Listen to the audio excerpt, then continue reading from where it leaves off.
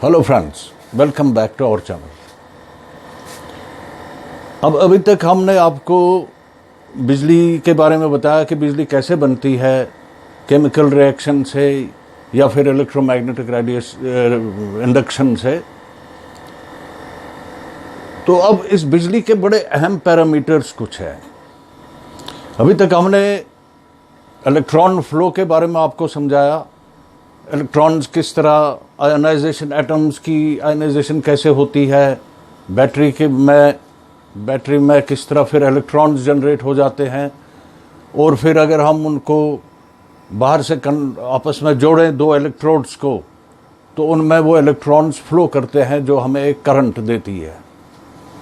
लेकिन अब हम कुछ जो बड़े एसेंशियल पैरामीटर्स हैं इसके, जैसे एक बैटरी में, ड्राई सेल में हम देखते हैं कि वोल्टेज हमेशा एक फिक्स्ड वोल्टेज रहती है, 1.5 वोल्ट, 1.5 वोल्ट्स। इसी तरह लेड एसिड बैटरी में एक सेल में 2 वोल्ट्स जनरेट हो जाते हैं।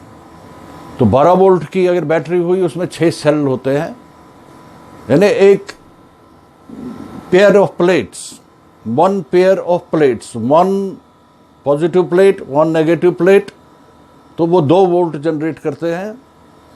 इसी तरह ड्राई सेल में जो ग्रेफाइट रॉड है और फिर जो उसमें अंदर जिंक शेल है, जब हम उनको आपस में जोड़ते हैं तो हमेशा 1.5 ही वोल्ट क्यों होता है, और ये वोल्टेज क्या चीज होती है। अब इसको समझाने के लिए हम इसको वाटर एनालॉजी का नाम देते हैं। वाटर एनालॉजी की पानी की मदद से हम समझते हैं कि वोल्टेज क्या होती है, करंट क्या होती है, चार्ज क्या होता है, और फिर एक और बड़ा अहम पैरामीटर जो इलेक्ट्रिसिटी में आता है जिसको हम रेजिस्टेंस कहते हैं। ये रेजिस्टेंस क्या होती है। अब मान लीजिए हमारे पास एक पानी की टंकी है,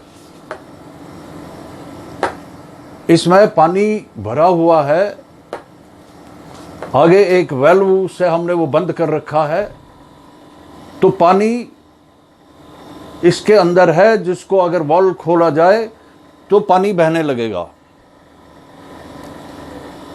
इसको हम कहते हैं, जैसे हम एनर्जी को डिफाइन जब करते हैं कि एनर्जी क्या होती है, ताकत क्या होती है, तो उसमें एक बड़ा अहम कॉन्सेप्ट आता है पोटेंशियल एनर्जी। पोटेंशियल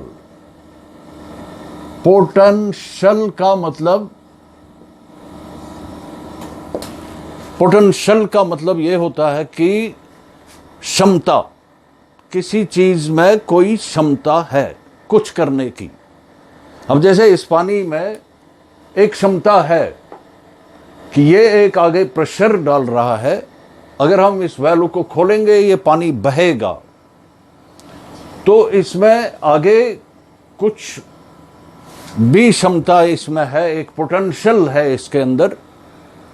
वो पोटेंशियल एक व्हील को भी चला सकता है या किसी और भी चीज में, ये कुछ करने की क्षमता है इसमें, जिसको हम पोटेंशियल कहते हैं। तो इस पानी में एक पोटेंशियल एनर्जी है।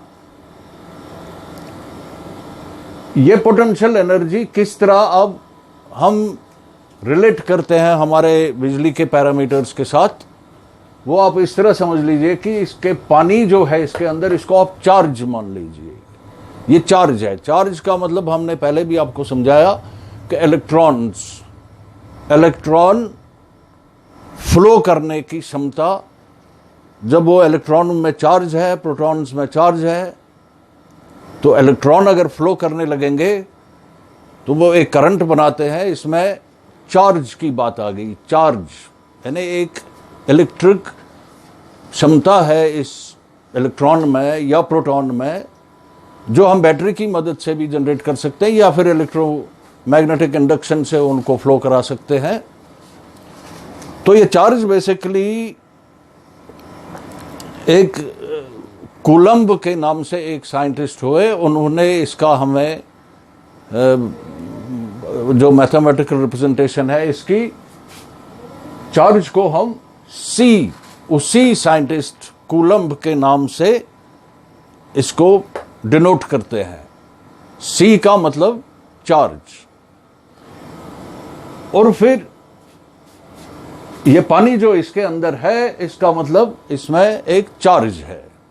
ये आप मान लीजिए कि ये इलेक्ट्रिक चार्ज है, इलेक्ट्रॉन्स भरे पड़े हैं इस टंकी में जो फ्लो कर सकते हैं।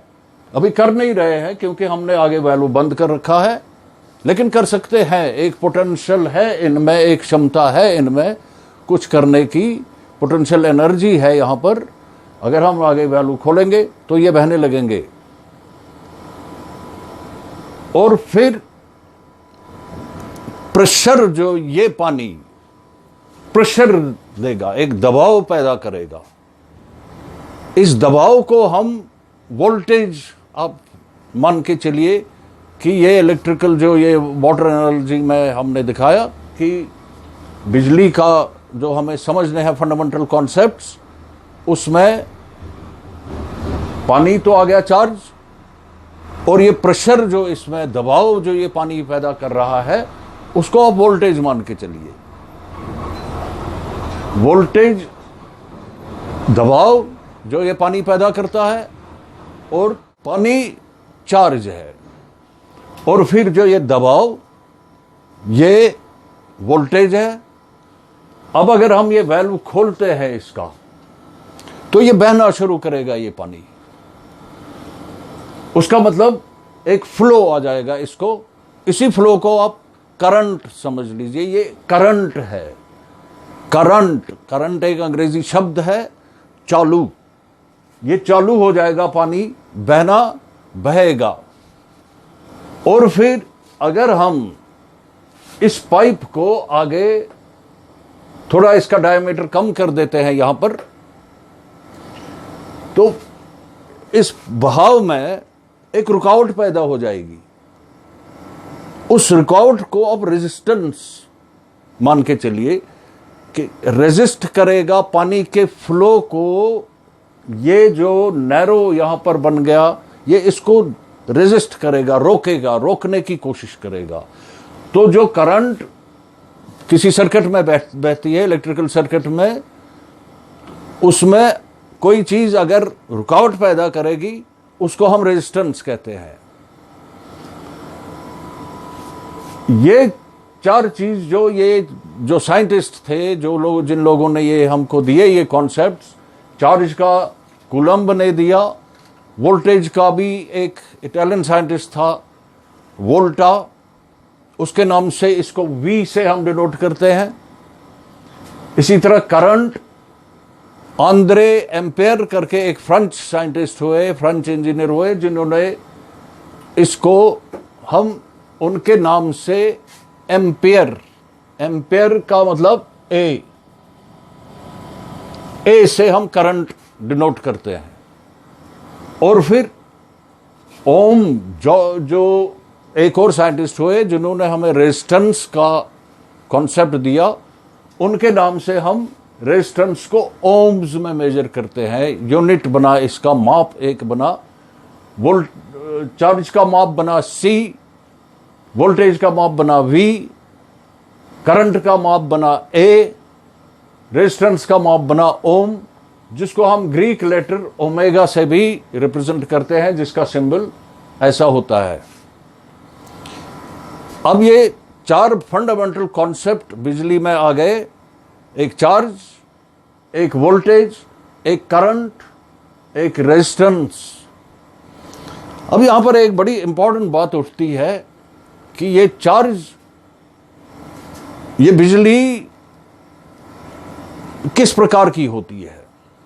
बिजली हम मान के चलते हैं कि बिजली बुनियादी तौर पे दो तरह की है। एक को हम स्टैटिक इलेक्ट्रिसिटी कहते हैं। स्टैटिक माने स्थिर।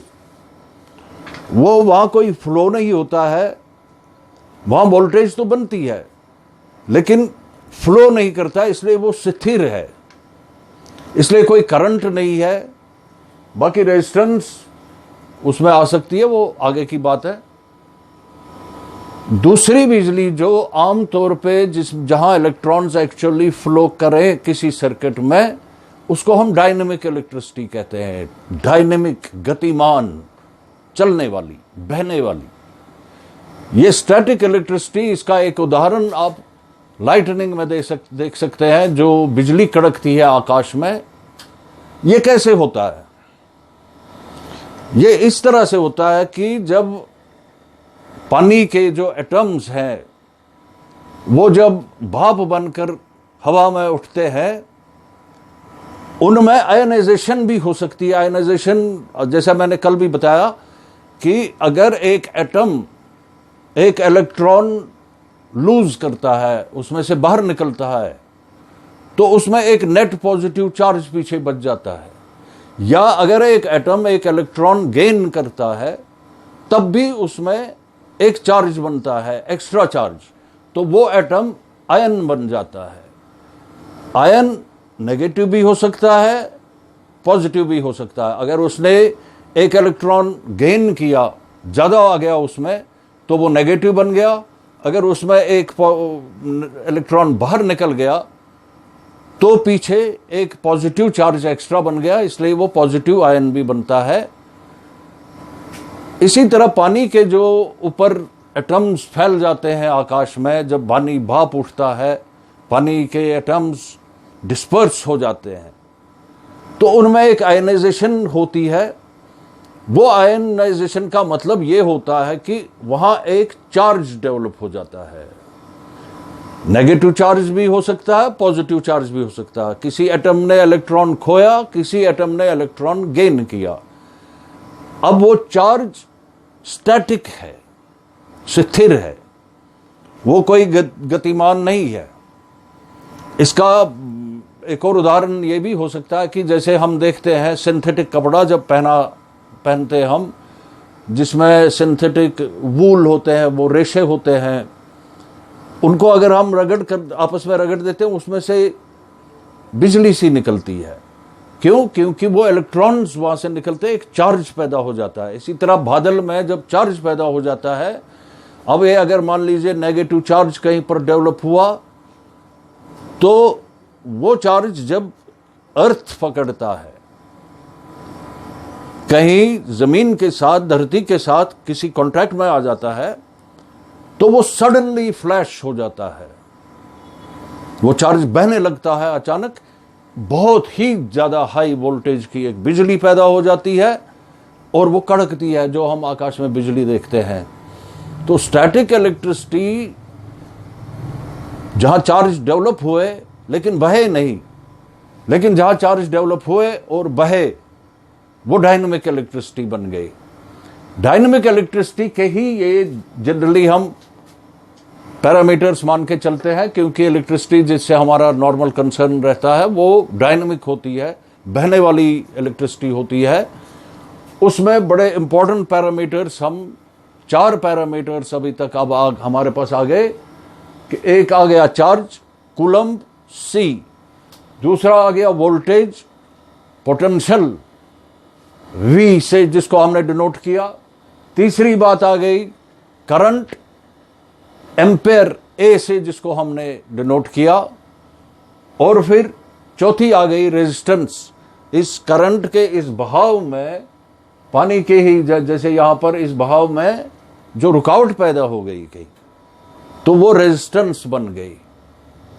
इसलिए ये फंडामेंटल 4 कॉन्सेप्ट्स आप आगे इसको, इनका ही सब जगह उपयोग हो जाएगा, क्योंकि जो भी आगे मैथमेटिक्स आएगी, बिजली की जो कैलकुलेशंस करनी है, वो देखना है, ये देखना है, उसमें ये 4 फंडामेंटल पैरामीटर्स बड़े इंपॉर्टेंट बन जाते हैं: charge, voltage, current and resistance. इससे आगे आपको नेक्स्ट वीडियो में हम बताएंगे। इस वीडियो में आपको जो कमेंट्स करने होंगे, आप प्लीज़ उनको कीजिएगा। वी होप कि आपके बड़े यूजफुल ये बातें साबित हो जाएंगी आपके लिए। Will welcome you again.